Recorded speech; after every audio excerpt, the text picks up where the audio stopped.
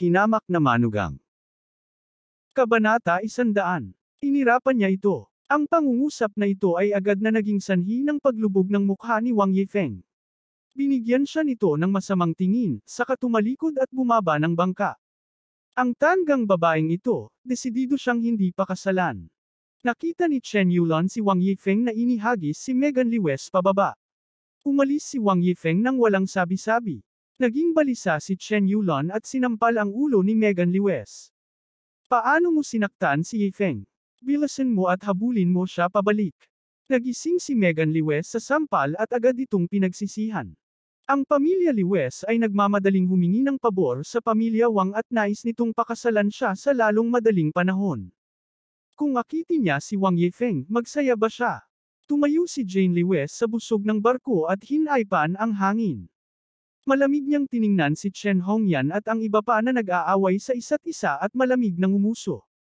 Serves you right. Nailabas ang sama ng loob ni Helena at ngayon ay nakabawi siya at mabilis na sinabi kay Alex Dixon, bilasan mong sabihin sa kapitan na huwag kaladkarin si Chen Hongyan palabas ng barko.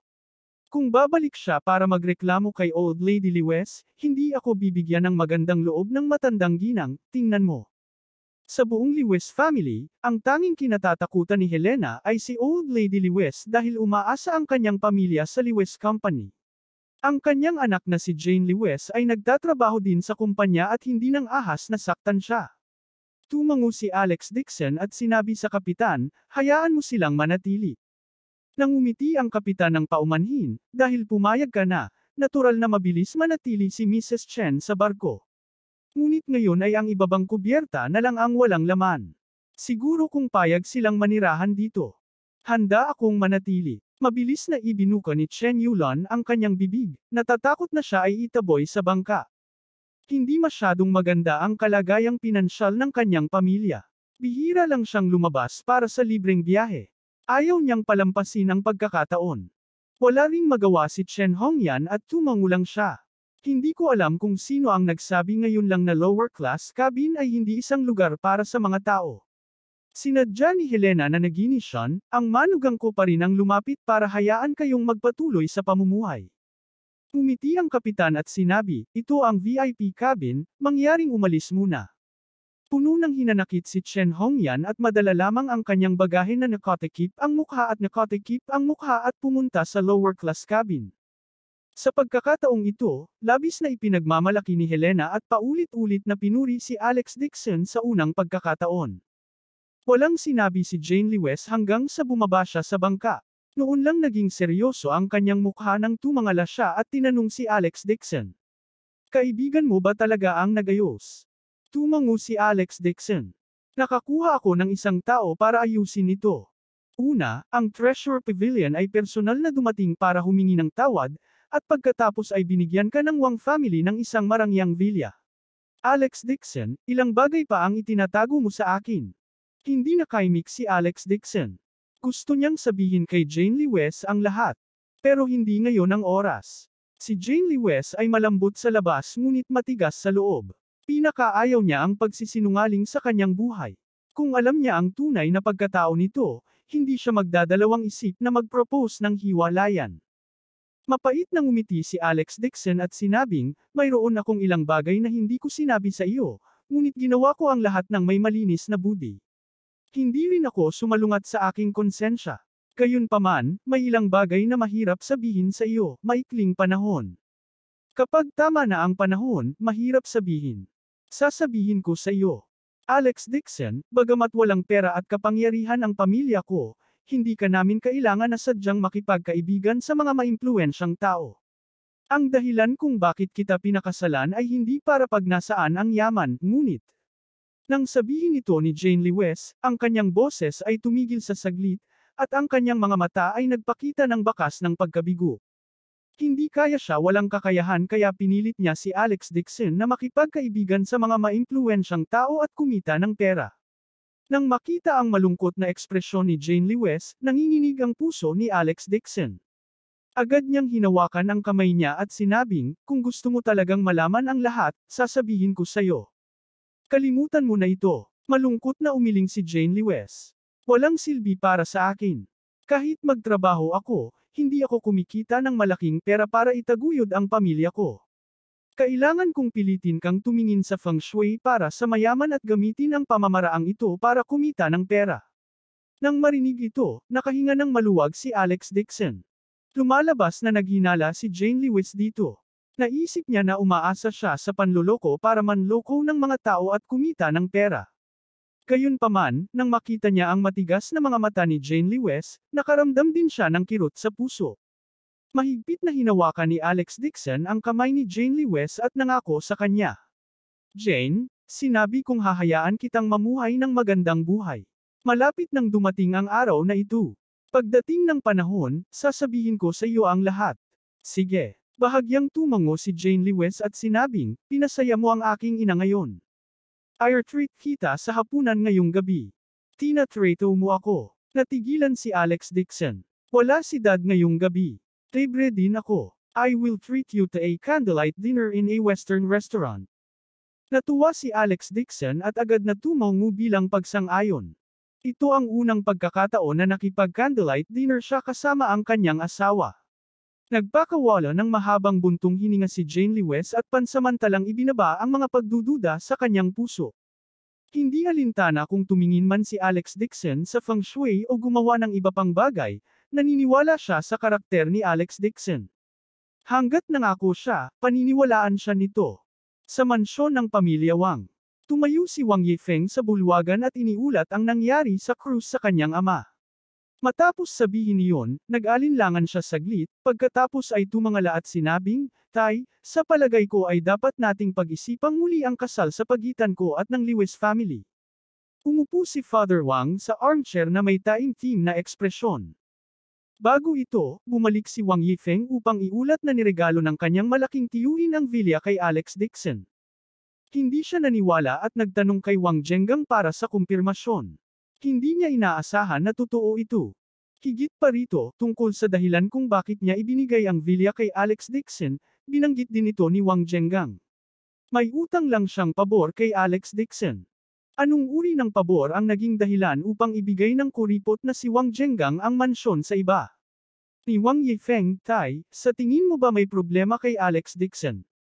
Matagal na kaming nag-iimbestiga, ngunit wala kaming mahanap na anumang totoong impormasyon tungkol sa kanya. Kakaiba ito. Saglit na nag-isip si Father Wang at sinabing dahan-dahan, huwag na nating pakialaman kung anong klaseng problema si Alex Dixon. Anyway, hindi mo dapat guluhin ang taong ito. Tumayo ka sa kanya. Tatanungin ko si Kuya tungkol sa kanya ngayong gabi at tingnan kung anong uri ng background niya.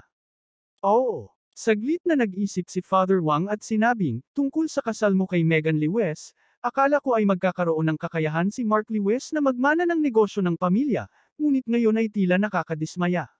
Tatalakayin ko ito kay Kuya mamayang gabi at pagkatapos ay gumawa ng mga plano. Natuwa si Wang Yifeng sa kanyang puso at mabilis na tumango. Siya ay may hindi mahalagang saloobin kay Megan Lewis. Lahat ng ito ay para sa kapakanan ng pamilya Wang at sa alyansa ng pamilya Lewis. Gayunpaman, mula sa maraming mga nangyari, ang Lewis family ay walang gaano, lalo na ang mga kapatid na si Mark Lewis, na nagparamdam sa kanya ng labis na pagkabigo. Sa kabaligtaran, si Alex Dixon, na dati niyang inaakala ay duwag, ay paulit-ulit na namangha sa kanya. Isang kakaibang kaisipan ang lumitaw sa isipan ni Wang Yifeng. Kung mayroong isang babae mula sa pamilya Wang na gustong pakasalan si Alex Dixon, ito ay magiging mahusay. Magiging kapaki-pakinabang sa pamilya Wang kung tutulungan sila ni Alex Dixon. Habang si Wang Yifeng ay muling bumalik-alang ang kanyang kasal sa Lewis family, si Megan Lewis ay umiiyak at nagrereklamo sa harap ng Old Lady Lewis. Lola, hindi lang pinahiya ni Alex Dixon ang nanay ko ngayon, sinaktan din niya si Wang Yifeng. Sa tingin ko hindi ko siya pinunta, kundi para sa Lewis family. Nakakainis talaga si Alex Dixon. Sinabi ni Lewis Mingfeng na may madilim na mukha, sinubukan lang niyang sipsipin ang pamilya Wang. Gumamit siya ng ilang ilegal na paraan upang magtayo ng villa. Hindi niya alam ang kanyang kakayahan. Kabanata 101. Sinamantala din ni Mark Lewis ang pagkakataong magingay. Lola, kamakailan lang ay lalong naging mayabang si Alex Dixon. Oras na para sugpuin siya. Ito ang pamilya Lewis. Hindi niya lugar para magdesisyon. Umupo si Old Lady Lewes sa pangunahing upuan na may marangal na ekspresyon. Malamig siyang ngumuso at sinabing, siya ay isang walang kapangyarihang tagalabas, ngunit gusto pa rin niyang pukawin ang gulo sa pamilya Lewes, ganoong tuntunin.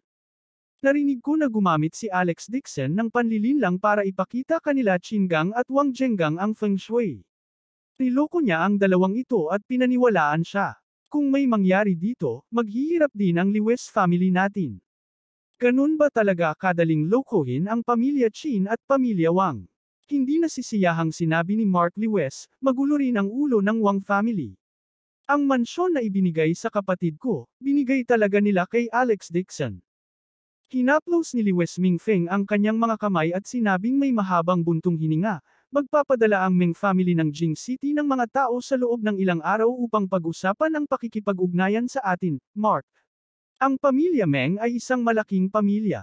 Kung walang dissenting vilya si Mark, mawawalan siya ng mukha sa harap ng pamilya Meng. Hindi mangyayari iyon. Napabuntong hininga din si Mark Lewes.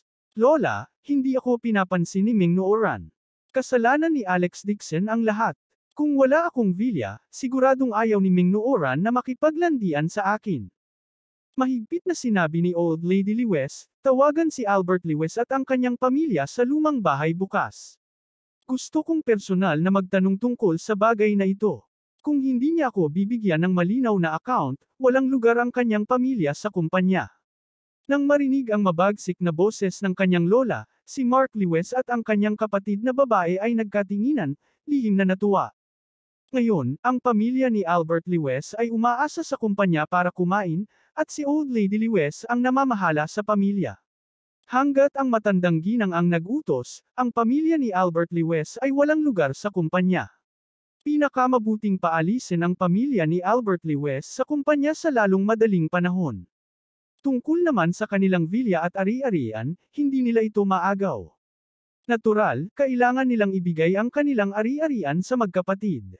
Sa gabi, magkatabing naglakad sina Alex Dixon at Jane Lewes sa ilalim ng mga streetlight. Natapos ang dalawa maghapunan sa isang western restaurant, ngunit iba ang romantikong kapaligiran sa naisip ni Alex Dixon.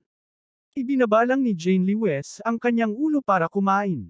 Bihira niya itong makausap, at ang ekspresyon niya ay walang pakialam. Noong una, gusto ni Alex Dixon na samantalahin ang pagkakataong isulong ang relasyon nilang dalawa. Marahil ay magiging masaya si Jane Lewes at hindi na niya kailangang matulog sa sahig sa gabi. Ngunit sa kalagitnaan ng hapunan, tumawag ang kumpanya para kausapin si Jane Lewes tungkol sa trabaho. Nagsalita si Jane Lewes habang kumakain. Halos kalahating oras siyang nagsalita bago ibinaba ang tawag. Sa oras na ito, tapos na kumain si Alex Dixon. Tinakpan ng dilaw na ilaw ng kalye ang katawan ni Jane Lewes, na binabalangkas ang kanyang magandang side profile. Ang kanyang itim na pilikmata ay kasing haba ng maliit na pamaypay. Nakita ito ni Alex Dixon at nagustuhan niya ito sa kanyang puso. Hindi niya napigil ang hilahin ang kamay nito. Agad na gustong bawiin ni Jane Lewes ang kanyang kamay, ngunit hinawakan ito ni Alex Dixon at hindi binitawan. Umiti siya at sinabing, nakalimutan mo ba ngayon ang 3 anibersaryo ng kasal natin? Nang marinig ang sinabi niya, nag-alinlangan sandali si Jane Lewes at hinayaan siyang hawakan ang kamay niya. Paanong hindi niya maalala? Kaya naman dinala niya ito para sa isang candlelight dinner. Ngunit sa pagtingin kay Alex Dixon, dapat ay nakalimutan na niya ang anibersaryo na ito. Hindi man lang siya naghanda ng regalo. Dapat sa huling minuto naisip niya lang. Sa pag-iisip nito, malamig na binawi ni Jane Lewes ang kanyang kamay at sinabing, gabi na. Bilisan natin at umuwi na. Tumangulang si Alex Dixon. Siya ay nagmamadali upang makita ang kanyang biyenan sa araw na ito.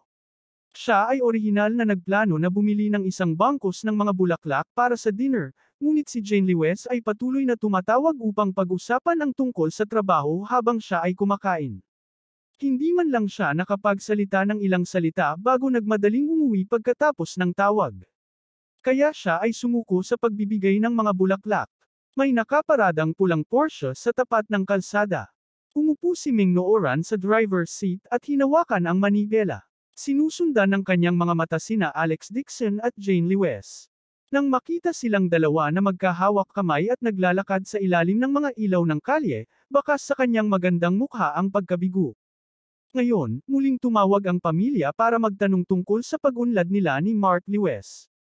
Isang mapait na ngiti lang ang naramdaman ni Ming Nooran. Kung hindi dahil sa intensyon ng pamilya na pakasalan siya ni Mark Lewis ng pamilya Lewis, hinding-hindi siya mahilig sa isang lalaking tulad ni Mark Lewis sa buhay niya. Gayunpaman, ang saloobin ng pamilya ay napakatatag.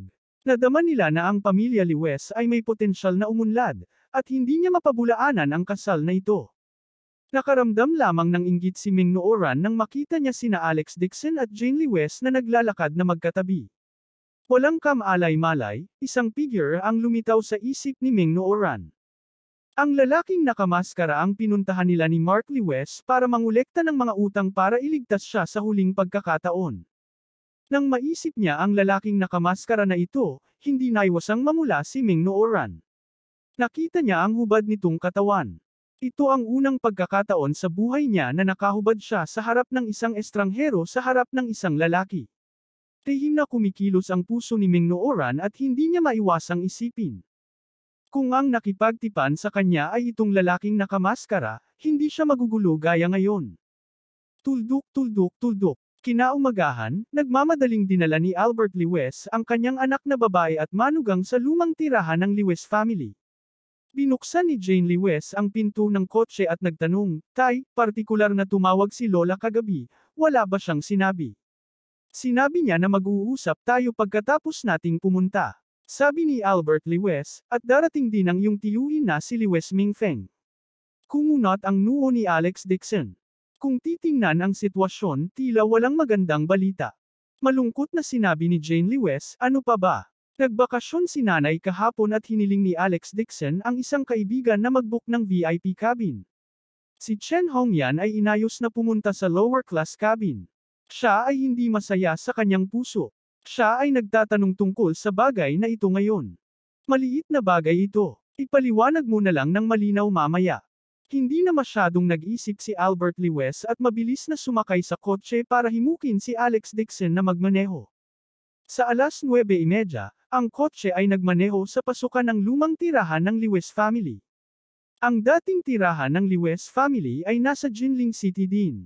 Hindi ito masyadong maluwang at may mahabang kasaysayan. Karaniwang naninirahan dito ang matandang ginang Lewis. Karaniwang hindi tinatanggap ng matandang ginang si Albert Lewis at ang iba pa, kaya bihira niya silang tawagan sa lumang mansyon. Kaya naman, nang tumuntong si Albert Lewis sa mansyon, nanginginig pa rin siya sa takot. Umiti si Alex Dixon at sinabing, "Tay, kilala ng kaibigan ko si Kapitan. Ipapaliwanag ko kay Lola mamaya." Mabuti yan. Tumango si Albert Lewis at pumasok sa bulwagan. Pagpasok pa lang niya sa bulwagan, lumingon si Alex Dixon sa paligid at nakasimangot. Nakita niya si Old Lady Lewis na nakaupo sa armchair sa gitna, sa tabi nito ay nakatayo si Lewis Mingfeng, at si Mark Lewis at ang kanyang kapatid na babae ay nakatayo sa kabilang gilid. May iilan ding matatanda at kamag-anak ng mga Lewis. Nakaupo sila sa magkabilang gilid ng hall. Ang ilang mga juniors ng Lewis family ay nakatayo sa magkabilang gilid ng bulwagan, na nakatingin sa kanila ng may pag-iimbot. Hindi ba't maliit na bagay lang ito tulad ng paglalakbay? Paano sila kumilos na parang nag-iinspeksyon ng isang kriminal? Albert Lewis ay tulad ng iminungkahing pangalan niya. Siya ay karaniwang napaka-masunurin at masunurin. Ngayon nang makita niya ang sitwasyon ay lalo siyang kinabahan. Nanginginig niyang tinawag si nanay, at pagkatapos ay tumango siya at tinawag na kuya. Tila hindi siya narinig ni Lewis Mingfeng at hindi siya pinansin. Bahagyang tumango si Old Lady Lewis sa kanyang ulo. Lakas ng loob ni Albert Lewis at sinabing, "Sa totoo lang, ang biyahe kahapon ay inayos ng kaibigan ni Alex. Let me ask you, anong meron sa mansion sa Spring Garden?" Malamig na putol ni Old Lady Lewis. Natigilan sandali si Albert Lewis at mabilis na sinabi, "Si Boss Wang ang nagbigay nito kay Alex bilang regalo para pasalamatan siya sa pagtingin sa Feng Shui." Nagpatingin sa Feng Shui. Umisi si Mark Lewis at sinabi sa kakaibang tono, "Kung ang pagtingin sa Feng Shui ay makakakuha ka ng isang mansyon, kung gayon ang lahat sa Lewis family ay dapat tumigil sa pagtatrabaho." Iisipin nilang lahat na ang pandaraya ay nandaraya ng pera. Isang pagsabog ng mahinang panunuya ang narinig sa bulwagan. Kabanata 102. Nakaramdam ng awkward si Albert Lewes nang marinig niyang kinukutsa siya ng kanyang mga kamag-anak. Nakangiti lang siya ng awkward. Tumingin si Jane Lewes kay Mark Lewes nang may pagkasuklam. Lalo siyang nakaramdam ng inis. 2 beses tumawa si Lewes Mingfeng at sinubukang ayusin ang mga bagay-bagay. Nay, anuman ang nangyari kay Alex Dixon, ipinaliwanag na ni Boss Wang na ang villa ay ibinigay kay Alex Dixon ni Boss Wang bilang regalo ng pasasalamat. Ito ay maaaring ituring bilang pagtatanong ng totoo. Hindi na kailangang magpaliwanag ni Albert Lewes, hindi na. Tumingin si Albert Lewes kay Lewes Mingfeng nang may pasasalamat at nakaramdam ng flattered. Kadalas, walang pakialam si Lewes Mingfeng kay Albert Lewes. Ngayon, talagang nagsalita si Lewes Mingfeng para sa kanya. Ito ay hindi pa nagagawa. Bahagyang ngumiti si Lewes Mingfeng, tumalikod at sinabi kay Old Lady Lewes, Nay, napaka-generous ni Lewes Mingfeng sa matrilocal son-in-law, Alex Dixon. Naging assistant din siya sa kumpanya namin sa loob ng ilang panahon. Sa tingin kilala ko na siya sa negosyo ng kumpanya. Bakit hindi natin siya i-promote at hayaan siyang maging deputy manager? Tuwang-tuwa si Albert Lewes nang marinig yun. Mabilis niyang sinabi, Salamat, kuya. You are welcome. Pamilya tayong lahat. Umiti si Lewes Mingfeng at sinabing, at saka, 3 taon na si Alex sa Lewes family, at hindi siya outsider. Siyempre, kailangan ko siyang tulungan. Ang dahilan kung bakit tinawag ko ang iyong pamilya sa lumang mansyon ngayon para makipag-usap sa bagay na ito. Labis ang pasasalamat ni Albert Lewes at mabilis niyang sinabi, Alex, salamat tiyuhin. Hindi inaasahan ni Alex Dixon na ipo-promote siya ni Lewes Mingfeng ngayon. Nag-alinlangan siya at sinabing, salamat. Ang mga tao ng Lewes family ay palaging tinatanggihan si Alex Dixon at minamaliit si Albert Lewes. Hindi kaya biglang nagbago ang isip nila at nagsimulang magmalasakit sa pamilya. Pakiramdam ni Alex Dixon ay mali ang kanyang naisip noon. Gaano man kakulit si Lewes Mingfeng, itinuring niya pa rin si Albert Lewes bilang sarili niyang kapatid. Nakahinga rin ng maluwag si Jane Lewes at nagpapasalamat na tumango kay Lewes Mingfeng. Sa oras na ito, sinabi ni Old Lady Lewes na may dignidad, Albert, ilang beses akong hinikayat ng iyong kuya para sa trabaho ni Alex Dixon. Isa rin itong pagkakataon para maunawaan ni Alex Dixon. Salamat, inay, mabilis na sabi ni Albert Lewes. Pero, biglang iniba ni Old Lady Lewes ang topic, bumuntong hininga at sinabing, nahihirapan ang kuya mo sa panahon ngayon. Sa ngayon, sinisiyasat ng pamilya Meng ang Lewes family at nagpaplanong mag-invest dito. Higit pa rito, ang Meng family nagpadala rin ng mensahe na nagsasabing gusto nilang ikasal sina Meng Nooran at Mark Lewes. Ito ay isang magandang bagay. Umiti si Albert Lewes at sinabing, ang pamilya Meng ay isang kagalang-galang na pamilya sa Jing City. Kung makakabuo tayo ng alyansa ng kasal sa pamilya Meng, malaking tulong ito sa pamilya Lewes. Buti na lang, pero ikakasal na si Miss Meng sa pamilya natin. Hindi naman natin siya pwedeng patuloyin sa dati kong mansyon kasama si Mark, diba? Napabuntong hininga si Old Lady Lewes, at saka, ang pinakamahal na villa sa Jinling. Sa ekonomiyang kondisyon ng Lewes family, hindi namin ito kakayanin. Pero paano kung hindi maganda ang tinitirhan namin at minamaliit kami ng pamilya Meng? Napakamot ng ulo ni Albert Lewes at sinabi sa mapurol na tono, kasal si Miss Meng sa Lewes family. Dapat talaga bumili tayo ng bagong bahay. Kung kailangan ni kuya ng pera para makabili ng bahay, nakaipon ako ng 100,000 yuan. Pwede kong ipahiram kay kuya. 100,000 yuan para makabili ng villa. Nagbibiro ka ba? Umisi si Lewes Mingfeng at sinabing, gaano ba kamahal ang mga villa sa Spring Garden? Ang bawat villa ay hindi bababa sa 100,000,000 yuan. Kasama ang mga bayad sa pagsasaayos, ito ay mas mahal pa. Ang mahal pala. Natakot si Albert Lewes. Bagamat alam niyang hindi mura ang presyo ng villa, hindi pa siya nagtanong tungkol sa presyo. Hindi niya inaasahan na ganoon kataas ang presyo ng villa. Talagang casual na ibinigay ni Boss Wang ang villa na higit sa 100,000,000 kay Alex Dixon. Sabi ni Old Lady Lewes, dahil gusto mong tumulong, siguradong hindi sapat ang 100,000. Hindi ka namin pahihirapan. Babayaran ka ng pamilya mo ng 20 milyon. Ang natitirang pera, babayaran ng Lewes family si Mark. 20 milyon. Ang numerong ito ay nagpabilis ng tibok ng puso ni Albert Lewes. Natigilan siya. Ang kanyang noo ay basang-basa sa malamig na pawis, at maging ang kanyang likod ay basang-basa sa pawis. Hindi banggitin ang 20 milyon, hindi makalabas si Albert Lewes ng 2 milyon. Patuloy na nagpupunas ng pawis si Albert Lewes at nauutal na sinabi, Nay, paano magkakaroon ng napakaraming pera ang pamilya ko? Alam mo rin, hindi na kami nagtatrabaho ni Helena sa kumpanya. Taon-taon, nakakakuha kami ng mga dibidendo mula sa shares ng kumpanya. Si Alex ay walang trabaho din. Si Jane lang ang nagtatrabaho para kumita ng pera. Wala talaga akong ganoong kalaking pera. Kumunot ang noo ni Old Lady Lewes at naiinip na sinabi, hindi 20 milyon, humanap ka man lang ng ilang milyon, di ba? Wala ka bang kaibigan sa chess? Manghiram sa kanila. Umiti si Albert Lewes at sinabing may nakakatakot na ngiti, wala rin silang ganoon kalaking pera. Kahit na mayroon sila, hindi nila ito mapapahiram sa akin. Habang mas nakita ni Old Lady Lewes ang nakakatakot na hitsura ni Albert Lewes, mas lalo siyang nakaramdam ng inis. Sinabi niya, wala ka bang ibang bahay? Umalis ka at ibenta mo bukas. Dapat may ilang milyon. At saka, ang mga antigong nakolekta mo. Nabente ko na silang lahat. Nakita ko ang mga larawan ni Xu Feng, nag-post si Feng sa kanyang WeChat Moments para magpakitang gilas. Nabente muna ang kanyang mga alahas, at kailangan mong humiram ng ilang online na pautang. Hindi ba sapat itong 20 milyon para pagtakpan ito? Namula ang mukha ni Albert Lewes. Pakiramdam niya ay parang may mabigat na bato na dumampi sa kanyang dibdib, at halos hindi na siya makahinga. Hinawakan niya ito at hinawakan.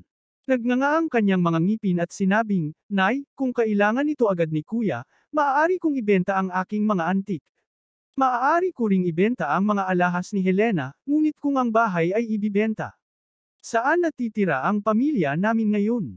Umiti si Lewes Mingfeng at sinabing, ikalawang kapatid, may ilan pang silid sa basement ng kumpanya ng Lewes na walang laman.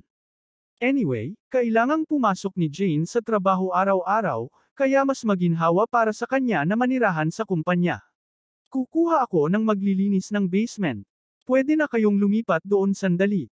Titira sa basement. Natigilan si Albert Lewes. Kumunot ang noo ni Alex Dixon. Alam niyang wala man lang bintana ang basement ng kumpanya. Hindi lamang ito mamasa-masa at malamig, ngunit napuno din ito ng mga daga. Ang isipin na may isip ni Lewes Mingfeng ang ganoong bagay. Karaniwang duwag si Albert Lewes, ngunit gaano man siya katapat, hindi na niya ito mapigilan. Tumangala siya at sinabing, Kuya, I can't make this 20 million, pero magbebenta ako ng mga antik at alahas para makatulong na kumita. Pero hindi ko kayang ibenta ang bahay kahit anong mangyari. Napaka-ungrateful mo talaga. Nakalimutan mo na ba kung paano ka tinulungan ng kuya mo? Galit na hinampers ni Old Lady Lewes ang mesa. Nag-ayos siya ng trabaho para sa iyong manugang at binalak pa siyang i-promote. Hindi mo kayang gawin ang isang maliit na bagay. Sinabi ni Lewes Mingfeng, pangalawang kapatid.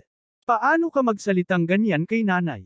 Pagkasabi noon ay mabilis niyang sinabi, Ma'am, huwag kang magalit. Dahil hindi talaga kayang magbayad ni second brother, mag-isip tayo ng ibang paraan. Isa ka talagang unfilial anak. Puno ng galit ang mukha ni Old Lady Lewes habang sumisigaw. Albert, di ba may ibang bahay ka pa? Mayroon ka bang villa sa Spring Garden? Oo. Hindi naintindihan ni Albert Lewes at tulala siyang nagsabi, what's wrong? Mukhang hindi nasisiyahan ang Old Lady Lewes at sinabi, dahil ayaw mong bayaran ang 20 milyon at walang laman ang iyong villa, dapat mong ibigay ang villa sa iyong kapatid at hayaan si Mark na gamitin ito para sa pakikipag-ugnayan. Mabagsik ang boses at tono ni Old Lady Lewes. Habang tinitignan niya si Albert Lewes, lalo siyang naaayawan dito.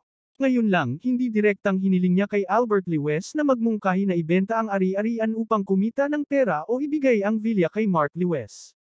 Sa huli, pagkatapos ng mahabang panahon na paghihintay, walang sinabi si Albert Lewes. Hindi niya talaga alam kung paano husgahan ang sitwasyon. Kabanata 103.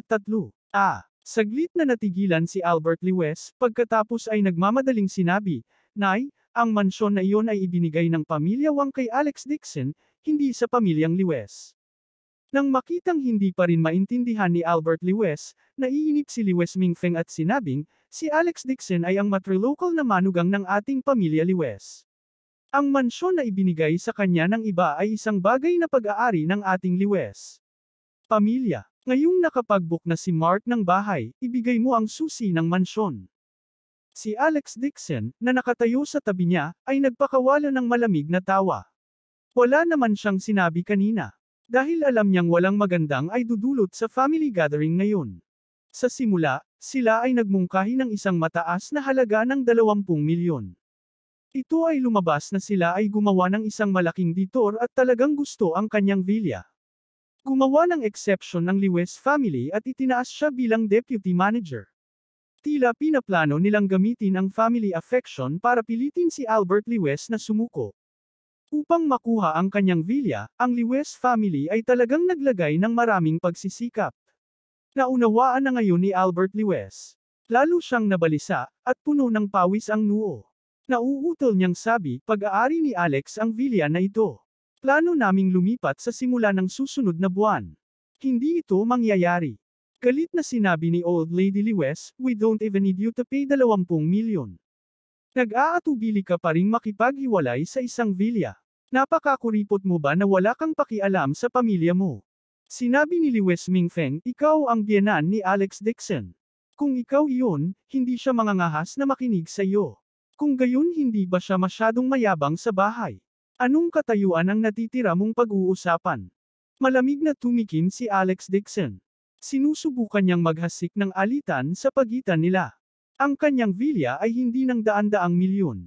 Una nilang ginamit ang 20 milyon para pilitin si Albert Lewes na ibigay ang villa. Tunay na napakatalino ng maselang kaayusan na ito. Ang bibig ni Albert Lewes ay pipi, at ang kanyang mukha ay namumula sa kahihiyan. Hindi siya nakapagsalita ng matagal. Hindi napigilan ni Jane Lewes na sabihin ng malamig, ang villa ay hindi sa amin, hindi rin sa pamilya Lewes. Kung gusto mong kunin ang mansyon, kailangan mong tanungin si Alex Dixon para sa kanyang opinyon. Dahil gusto mong tanungin namin siya para sa kanyang opinyon, tatanungin namin siya ng harapan. Tumingin si Old Lady Lewes kay Alex Dixon ng may dignidad at walang pakundangan na sinabi, Alex Dixon, ang villa na ito ay ibinigay sa iyo ng iba, hindi ka gumastos ng kahit single cent. Kung ibibigay mo ang villa kay Mark para sa kasal room niya, ay po-promote kita bilang deputy manager ng kumpanya bukas. Ang kanyang tono ng pag-uutos ay walang puwang para sa negosasyon. Sinabi ni Lewes Mingfeng, Alex, mula ngayon, si Mark na ang magiging kapalit ng kumpanya, at magtatrabaho ka pa rin sa ilalim niya.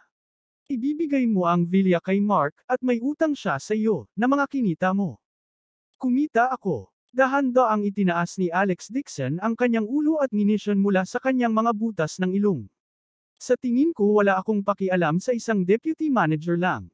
Ito ay katawa-tawa. Isang grupo ng mga tinaguriang Lewes family relatives ang talagang nagplano na kunin ang kanyang villa at ginamit pa ang bandila ng family love. Gaano sila kawalanjiya? Paano sila naging marangal? Malakas at malinaw ang boses niya, at maririnig ito ng lahat ng naroroon. Nagulat ang mga tao, at biglang tumahimik ang buong bulwagan. Ang mga mata ng lahat ay nakikipagkwentuhan kay Alex Dixon. Ang mga mata ng lahat ay puno ng pagtataka, pagkabigla, at kawalang paniwala. Natigilan din si Jane Lewes. Hindi rin niya inaasahan na ganoon kalakas ang loob ni Alex Dixon. Galit na galit si Old Lady Lewes kaya naging berde ang kanyang mukha.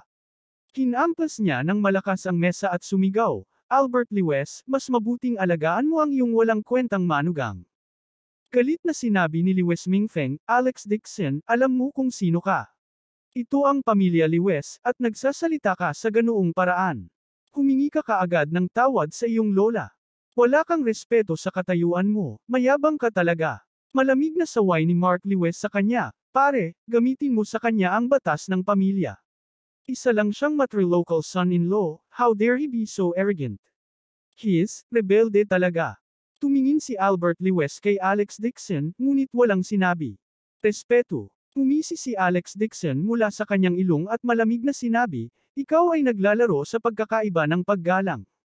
Kailangan mong tretuhin ang isang taong karapat-dapat igalang. Sa inyong lahat, sino ba ang karapat-dapat sa aking paggalang maliban sa aking biyenan, si Albert Lewes? Ang mga taong ito ay labis na sakom. Matagal na niyang gustong tiisin.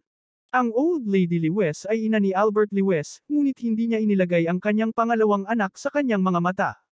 Si Lewes Mingfeng, bilang panganay na kapatid ni Albert Lewes, ay hindi kailanman tumingin sa kanya. Nagkaroon siya. Hindi lang iyon, gusto rin niyang kunin ang lahat sa kanyang kapatid. Tungkol naman sa matrilocal son-in-law na ito ng Lewes family, hindi siya sineryoso ng mga taong ito. Sa katunayan, hindi lang nila inilagay si Alex Dixon sa kanilang mga mata. Dahil lamang sa malasakit ni Albert Lewes sa pamilya kaya hindi niya matiis na makipaghiwalay sa kanya. Si Jane Lewes ay nabuli din. Ang blueprint na inihanda niya ay pilit na inagaw ni Mark Lewes. Pinakamataas ang performance niya, pero hindi siya ma-promote. Ang buong Lewes family ay mahigpit na naninindigan sa kanilang pamilya. Maaari nilang i-bully at i-bully sila gayunpaman gusto nila. Hinawakan ito ni Alex Dixon para sa kapakanan ng kanyang asawa. Gayunpaman, hindi niya inaasahan na ang mga taong ito ay napakawalandiya. Gusto talaga nilang kunin ang kanyang vilya sa pamamagitan ng puwersa. Alex Dixon, ang lakas ng loob mong magsalita ng ganito sa lola mo. Galit na sumigaw si Mark Lewes, ngayon, tiyak na gagamitin ng pamilya Lewes ang batas ng pamilya para pagsilbihan kami. Sa iyo lang. Umisi si Alex Dixon at mapang-asar na sinabi, Mark Lewes, ninakaw mo ang disenyo ng arkitektura ni Jane, ngunit hindi ka man lang makapag-drawing ng isang disente. Isang tulad mo. Pilit mong inagaw ang mga nagawa ni Jane at gusto mo pang ibigay ko sa iyo ang vilya. Anong karapatan meron ka ba? Bilang kanyang ama, hindi na kayanan ni Lewes Mingfeng na magbayad para sa pakikipag-ugnayan kay Mark Lewes. Nakatingin talaga si Lewes Mingfeng kay Alex Dixon. Kakabili lang ni Lewes Mingfeng ng isang vilya sa kapitbahayan na nagkakahalaga ng higit sa 30 milyon. Gayunpaman, tumanggi siyang ibigay ang vilya sa kanyang anak para maging wedding house niya. Gusto niyang kunin ang kanyang vilya sa pamamagitan ng puwersa. Si Old Lady Lewes ang namamahala sa Lewes Company, at mayroon siyang mahigit 100 milyon na asset. Madalas niyang sinasabi na mahal niya ang kanyang apo, ngunit sa oras na ito, hindi siya nagbigay ng kahit isang sentimo. Pilin lang niya ang sarili na gusto niyang gumastos si Albert Lewes para mabili ang bahay at agawin ang vilya. Ang mga mukha ng mga taong ito ay tunay na walang kahihiyan sa sukdulan. Albert Lewes, bakit hindi mo pa ginagamit ang family law sa manugang mo? Biglang tumayo si Old Lady Lewes at sumigaw sa mabagsik na boses. You asked him to kneel down. Or else, kaladkarin mo si Alex Dixon sa Lewes family at pipili ka ng ibang manugang para kay Jane. Biglang nag-angat ng ulo si Jane Lewes na nakayuko. She said resolutely, what right do you have? Just because you are my grandmother. Or because you are the master of Lewes family. You are bullying my dad and Alex. Do you still think that my family is a blood relative of kay Lewes? Ang usapin sa pagitan namin ni Alex Dixon ay hindi na sa iyo ang desisyon. Ikaw. Galit na galit si Old Lady Lewes na halos mawala ng malay. Tinuro niya ang ilong ni Jane Lewes at sinigawan si Albert Lewes, tingnan mo ang anak mo, tinutulungan niya ang isang tagalabas. Gusto mo rin siyang lumuhad. Dahan-daang inangat ni Albert Lewes ang kanyang ulo at tinitigan ang matandang ginang Lewes. Binago niya ang mukha niyang duwag kanina. Sa sandaling ito, malamig ang mukha ni Albert Lewes at puno ng lamig ang kanyang mga mata. Natigilan sandali si Lewes Mingfeng. Ang pangalawang kapatid niyang ito ay kadalasang napakaduwag, at siya rin ay isang mahigpit na asawa sa bahay. Hindi siya nang ahas na magsalita pabalik sa harap ng matandang ginang Lewes, ngunit ngayon ay nang ahas na siyang tingnan si Old Lady Lewes nang may paghamak. Mabangis siyang sumigaw, ikalawang kapatid, bilasan mo at sabihin sa iyong anak at manugang na lumuhad at kakalmihan ang galit ng ina. Kabanata 104. Si Albert Lewes, na kadalasang pinakamahiyain, ay namutla at sinabing, Kuya, ang vilya ay kay Alex. Ang gusto niyang gawin dito ay sarili niyang desisyon yun, at kung sino ang mapapangasawa ng aking anak ay wala kang pake dun. Ikaw na walang galang na anak. Nanginginig na sa galit ang matandang ginang Lewes. Kumuha siya ng isang tasa ng tsaa sa mesa ng mahogany at inihagis kay Albert Lewes. Hindi nakaiwas si Albert Lewes at tinamaan ang tsaa sa ulo na nagdulot ng malaking pasa. Tumama ang tsaa sa mukha niya at tumalsik ang latak ng tsaa sa buong katawan niya. Hindi pa rin siya kumikibo. Tatay! Napasigaw si Jane Lewes sa taas ng kanyang dibdib at agad na namula ang kanyang mga mata. Okay lang siya ay mapahiya, ngunit hindi niya matitiis na ipahiya ng iba ang kanyang ama. Hinayaan ni Albert Lewes na dumaloy ang tsaa sa kanyang mukha. Malamig siyang tumangala at sinabing, "Ma, kung wala ng iba, uuwi na kami. Kung kailangan ni kuya ng tulong, magagawa ko ang lahat para tumulong. Kaya niyang kunin ang daan-daang libong ipon ko anumang oras. Pero, limitado lang iyon." Pagkatapos sabihin iyon, sinabi niya kina Alex Dixon at Jane Lewes, "Tara na." Pagkatapos ay tumalikod siya at lumabas ng pinto nang hindi lumilingon. Pinunasan ni Jane Lewes ang kanyang mga luha at tumingin sa mga tao nang may galit. Tumalikod siya at walang pag-aalinlangan na umalis. Hindi tumingin si Alex Dixon sa karamihan at umalis din. Labis na nagalit si Lewes Mingfeng. Nakipag-usap siya kay Old Lady Lewes kagabi para partikular na anyayahan ang mga iginagalang na tao ng Lewes family at pagkatapos ay maglagay ng interogasyon na pose. Ito ay kalahating pang-akit at kalahating banta. Gusto niyang si Albert Lewes ang magkusa na ibigay ang villa. Ayon sa plano, si Albert Lewes ang kadalasang pinakamahihiyain. Sa tuwing papagalitan siya ng kanyang ina, nanginginig siya at tiyak na ibibigay ang villa gamit ang dalawang kamay. Para naman kay Jane Lewes, hindi niya ito inilagay sa kanyang mga mata. Siya ay isang subordinate na nagtatrabaho sa ilalim ng kanyang anak. Ano pa ba ang panang-ahas niyang sabihin? Si Alex Dixon ay higit pa. Ang matrilocal na manugang ay walang anumang katayuan sa pamilya Lewes. Wala man lang siyang karapatang magsalita. Gayunpaman, hindi inaasahan ni Lewes Mingfeng na ang ugali ni Albert Lewes ay biglang magiging matatag. Kinagat ni Lewes Mingfeng ang kanyang mga ngipin, tumalikod at sinabing, "Nay, hindi natin sila papayagang umalis ng ganito. Kung hindi, mababa ang tingin nila sa ating pamilya Lewes sa hinaharap. Malas ang pamilya ng Lewes family na magkaroon ng ganitong suwail na anak. Anak ko siya. Hanggat hindi ako mamamatay, makikinig siya sa akin." Mahigpit na sumigaw si Old Lady Lewes, "Isara ang pinto at pagsilbihan ang batas ng pamilya." Siya ay may ganap na tungkulin sa Lewes family, at si Albert Lewes, na kadalasang pinakamasunurin sa kanya ay talagang nang-ahas na suwayan siya ngayon. Sa kanila, naroon din ang kanyang apo at apo. Hindi nila inilagay sa kanilang mga mata. Hindi rin niya alam kung paano karaniwang tinuturuan ni Albert Lewes ang kanyang mga anak. Talagang napaka-unfilial nila. Kung hindi niya sila parusahan ng walang awa ngayon, nasaan ang dignidad ng ulo ng pamilya? Habang naglalakad si Albert Lewes papunta sa front door ng mansion, nakita niya ang ilang bodyguards na sumugod, isinara ang makapal na kahoy na pinto at mabilis na nilock ito. Galit na sabi ni Albert Lewes, "Anong ibig mong sabihin? Hindi mo kami pakakawalan." Ang boses ni Lewes Mingfeng ay nanggaling sa likuran. "Pangalawa kuya, ginalit mo si nanay ko ngayon. Mananatili ka sa lumang mansyon at tatanggap ng parusa. Nagpadala na kami ng mga tao sa Spring Garden. Pagkatapos maglinis ay ililipat na namin ang mga gamit sa tanghali. Makakaalis ka na lang pagkatapos nito, ibigay mo ang susi." Ano ba? Galit na galit si Albert Lewes kaya naikuyom niya ang kanyang mga kamao at nanginginig. "Bakit mo pinapunta ang mga tao sa villa?" Walang kahihiyang sinabi ni Lewes Mingfeng, "Dahil ang villa ay pag-aari ng Lewes family, syempre dapat nating hilingin kay Mark na ilipat ito sa lalong madaling panahon. Una, itapon ang iyong mga gamit at ilipat ang mga gamit ni Mark. Maghanda ng maaga. Wala kang susi, paano ka nakapasok?" Tanong ni Albert Lewes. Lumakad pasulong si Mark Lewes at tumawa. May isang matandang nagbabantay sa mansyon. Nang mabalitaan niya na kami ang pamilya ni Alex Dixon ay agad niyang binuksan ang pinto. Gayunpaman, napaka-alerto ng matandang ito. Gusto pa niya kaming tanungin isa-isa. Nakakadiri talaga. Mabuti na lang at may inutusan akong magsama ng ilang bodyguards. Binugbog siya ng husto kaya hindi na siya makabangon. Gusto kong malaman niya kung sino ang tunay na may-ari ng mansyon mula ngayon. Pinabogbog mo si Uncle Lee.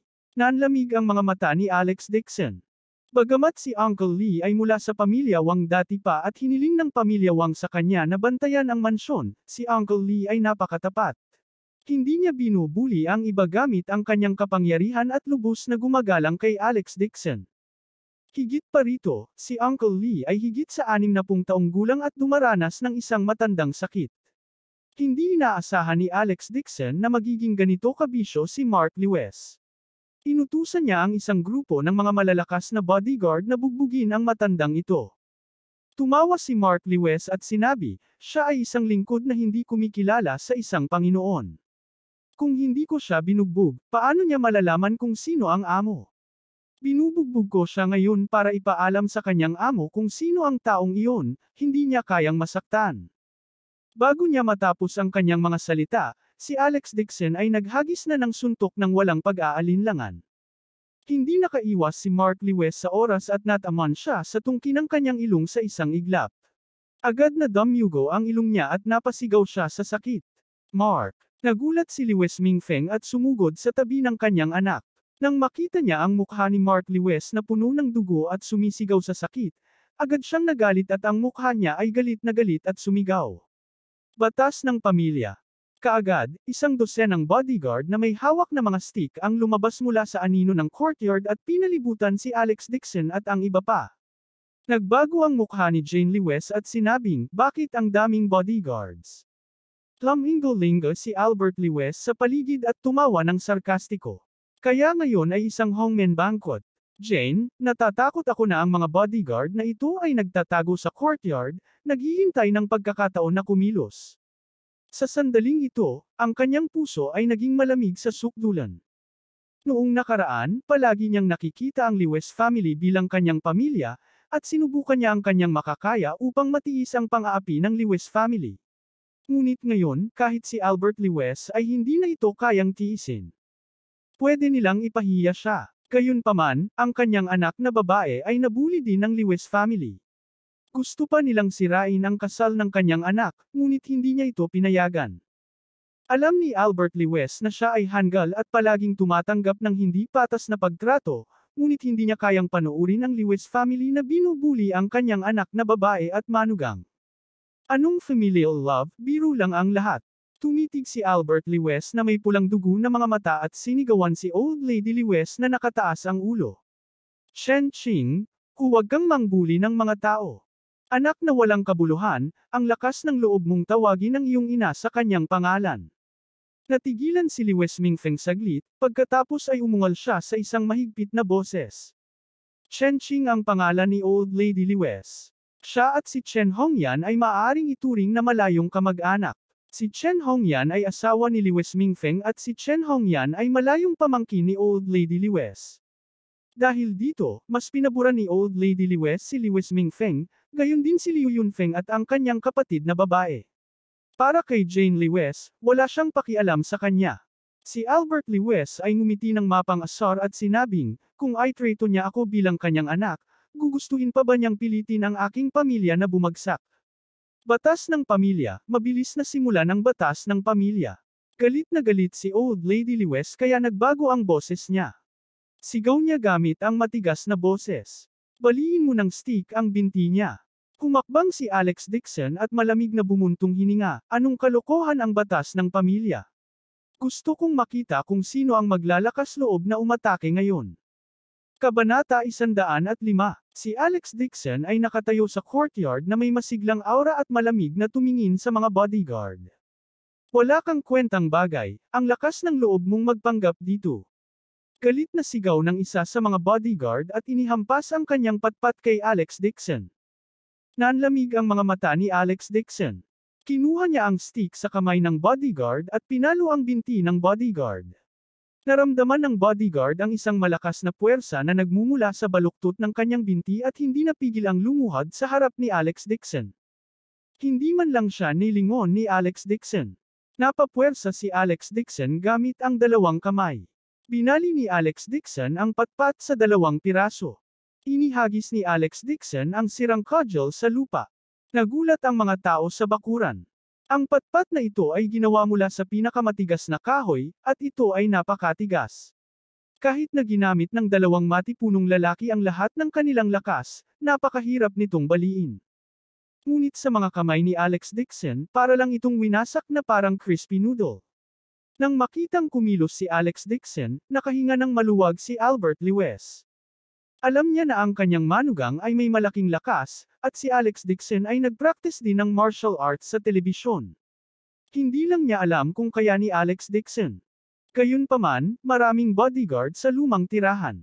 Gaano man kalakas si Alex Dixon, natatakot siyang bugbugin siya hanggang sa damyugo ang kanyang ulo. Di bale, basta protektahan niya ang anak niya. Ang mga bodyguard sa lumang mansyon ng Lewis family ay inayos ni Lewis Mingfeng, at lahat sila ay pinagkakatiwalaan niyang mga katulong. Ang grupo ng mga bodyguard ay may solemn na ekspresyon sa kanilang mga mukha. Kapag nagbigay ng utos si Lewis Mingfeng, agad nilang palibutan at sasalakayin si Alex Dixon. Umisi si Lewis Mingfeng at sinabing, Alex Dixon, hindi ko inaasahan na matututo ka ng martial arts. Pero nakikita kong nag-iisa ka, paano mo haharapin ang napakaraming kamay? Atake. Napak-agad din si Mark Lewis ng kanyang mga ngipin at nagsiwalat ng tingin. Matagal na siyang nagdusa sa kamay ni Alex Dixon, kaya binalak niyang samantalahin ang pagkakataong ito para maghiganti. Binayaran na ni Mark Lewis ang mga bodyguard ng pribado. Sinabi niya sa kanila na kapag umatake sila, kailangan nilang tamaan ng malakas si Alex Dixon. Mas mainam para sa kanila na masaktan ng husto si Alex Dixon. Kung binali nila ang kanyang mga braso at binti, madodoble ang gantimpala. Natanggap ng mga bodyguard ang utos at agad na sumugod kay Alex Dixon. Hindi sila pinansin ni Alex Dixon. Nang sumugod ang mga bodyguard, bigla siyang nag-spin kick sa ere. Direkta niyang pinalipad ang dalawang bodyguard. Pagkatapos, ilang suntok pa ang ibinato niya, agad na napatumba ang bodyguard na nasa harapan. Nagulat si Jane Lewis na nakatayo sa likuran niya. Hindi niya inaasahan na si Alex Dixon, na kasama niya sa lahat ng oras na ito, ay napakagaling sa pakikipaglaban. Nang makita ang gulat na ekspresyon ng kanyang anak, nagmamadaling nagpaliwanag si Albert Lewis, Jane, kapag papasok ka sa trabaho, laging nasa bahay si Alex at nagsasanay ng martial arts. Nagsasanay din siya ng martial arts. Lalong hindi makapaniwala si Jane Lewis. Ngunit nang makita niya si Alex Dixon na nakikipaglaban sa kanilang bodyguard kasama ang isang lalaki, nagulat siya at kasabay nito ay nakonsensya sa kanyang puso. Noon pa man ay minamaliit ng pamilya Lewis si Alex Dixon, kaya hinayaan nila siyang manatili sa bahay para bumili ng mga pamilihin at magluto. Gayunpaman, si Alex Dixon ay tao rin, at mayroon siyang sariling dignidad. Sinong lalaki ang handang manatili sa bahay at maglaban ng damit at magluto sa natitirang bahagi ng kanyang buhay? Ang looban ay magulo. Si Megan Lewis at ilang iba pang babaeng kamag-anak ay matagal nang tumakbo sa bahay upang magtago, na naiwan lamang ang mga lalaki sa looban. Pinatumba ni Alex Dixon ang kanilang magkakasunod na bodyguard nang walang anumang takot sa kanyang mukha. Si Mark Lewis, na nakatingin sa gilid, ay labis na nagalit. Hindi niya inaasahan na si Alex Dixon ay may ganoong kahusay na kasanayan. Siguradong lihim siyang nag-practice ng martial arts kung saan. Nang makitang unti-unti nang nangunguna si Alex Dixon, nangalit ang mga ngipin ni Mark Lewis. Yumuko siya, kumuha ng palakol, at tahimik na naglakad. Sinamantala niya ang sandali ng sinipa ni Alex Dixon ang isang bodyguard at marahas na hinampos ito sa ulo. Alex, ingat ka. Nakita ni Jane Lewis ang matalim na liwanag ng talam at sa sobrang takot ay napasigaw siya sa alarma. Papatayin kita. Bagong puot at lumang puot ang umusbong sa puso ni Mark Lewis. Babatukan na siya ni Mark Lewis. Sa sobrang takot ni Albert Lewis ay nanlambot ang kanyang mga binti, at muntik na siyang matumba sa lupa. Gusto nilang patayin si Alex Dixon. Kumikislap ang palakol. Biglang itinaas ni Alex Dixon ang kanyang kamay at tumpak na sinalo ang palakol gamit ang kanyang hintuturo at gitnang mga daliri. Malamig niyang ibinaling ang kanyang ulo at tumingin kay Mark Lewis. Nagulat si Mark Lewis at sinubukang bawiin ang palakol ng buong lakas. Gayunpaman, ang dalawang daliri ni Alex Dixon ay parang sipit ng tigre. Gaano man kalakas ang ginamit niya, ang bakal na palakol na nakaipit sa pagitan ng mga daliri ni Alex Dixon ay hindi gumagalaw. Bumuhos ang malamig na pawis sa noo ni Mark Lewis. Sumigaw siya, bitawan mo. Nanunood lang kayong lahat kay Mark Lewis na pumatay ng mga taong ganito. Sagot ni Albert Lewis. Nabalik siya sa katinoan at galit na umungol. Si Old Lady Lewis, na nakaupo sa mataas na bulwagan, sina Old Lady Lewis at Lewis Mingfeng, na nakatayo sa hagdan, ay hindi natinag. Hindi man lang sila kumurap. Walang sinabi ang iba pang kamag-anak ng Lewis family. Itinaas ni Albert Lewis ang kanyang ulo at tumingin sa mga taong ito. Siya ay lubos na nabigo. Ito ba ang tinatawag na kamag-anak na kadugo? Hindi sila nagdadalawang isip na maglagay ng bitag para pag nakawan siya ng pera. Gusto pa nilang patayin ang pamilya niya. Nagmamadaling sinabi ni Lewis Mingfeng, ikalawang kapatid, bata pa si Mark. Nagbibiro siya. Bakit mo siniseryoso? Si Alex Dixon ay matrilokal na manugang, at wala siyang lakas at kapangyarihan. Kahit napatayin siya ni Mark Lewis, mabayaran lang nila siya ng higit pa. Wala akong kuya na katulad mo. Sumigaw si Albert Lewis, pumulot ng stick at kinaladkad, at hinampas ng malakas si Mark Lewis. Kumunat ang noo ni Lewis Mingfeng. Natakot siyang mataman ang kanyang anak kaya agad itong sumugod para pigilan ito. Sobra na ito. Bago niya matapos ang kanyang mga salita, hinampas siya ni Albert Lewis ng kanyang mga tungkod. Sa kabutihang palad, mabilis na nakaiwas si Lewis Mingfeng, at sa balikat lang niya nataman si Lewis Mingfeng. Labis ang sakit ni Lewis Mingfeng kaya inilabas niya ang kanyang mga ngipin. Nakita ni Jane Lewis na ang kanyang karaniwang tapat at tapat na ama ay galit din kaya siya ay umatake. Kinasusuklaman ni Jane Lewis ang kalupitan ng pamilya Lewis, ngunit nag-aalala rin sa kaligtasan ni Alex Dixon. Mark Lewis, sasabihin ko sa iyo ang totoo. Hinawakan ni Alex Dixon ang talam ng palakol, bakas sa mukha niya ang pangungutya. Sinabi niya sa mahinang boses, sa katunayan, sa aking paningin, ang basurang tulad mo ay walang halaga. Isang alon ng galit ang damaloy sa ulo ni Mark Lewis. Ikaw walang kwentang basura, ang lakas ng loob mong magsalita sa akin ng ganito. Bago niya matapos ang kanyang mga salita, hinawakan ni Alex Dixon ang kanyang palso at pilit itong binawi. Sa isang malutong na tunog, si Mark Lewis ay biglang nagpakawala ng isang masakit na sigaw. Ang kanyang kanang palad ay talagang binaluktot ng 180 degrees pa atras ni Alex Dixon, at ito ay pilit na binali. Napaungol ng malakas si Mark Lewis at bumagsak sa lupa, umiiyak sa sakit. Nakita ni Old Lady Lewis na nabali ni Alex Dixon ang palad ng kanyang apo. Nakaramdam ng kirot sa puso si Old Lady Lewis na malayang nanunood.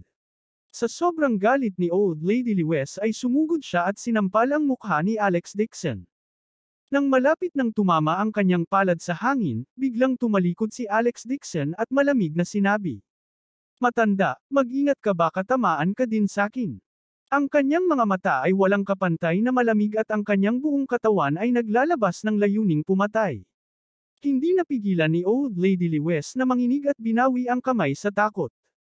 Hindi niya kailanman tiningnan si Alex Dixon sa mata. Ito ang unang pagkakataon na nakita niya itong nagpahayag ng nakakatakot na ekspresyon. Bumagsak sa lupa ang mga sugatang bodyguard. Ang natitirang iilan ay may mga ekspresyon ng takot sa kanilang mga mukha at hindi ng ahas na humakbang pasulong. Namumula ang mga mata ni Lewis Mingfeng. Galit siyang umungol at gustong labanan si Alex Dixon hanggang sa kamatayan, ngunit pinigilan siya ng 2 bodyguard na inutusan ni Old Lady Lewis.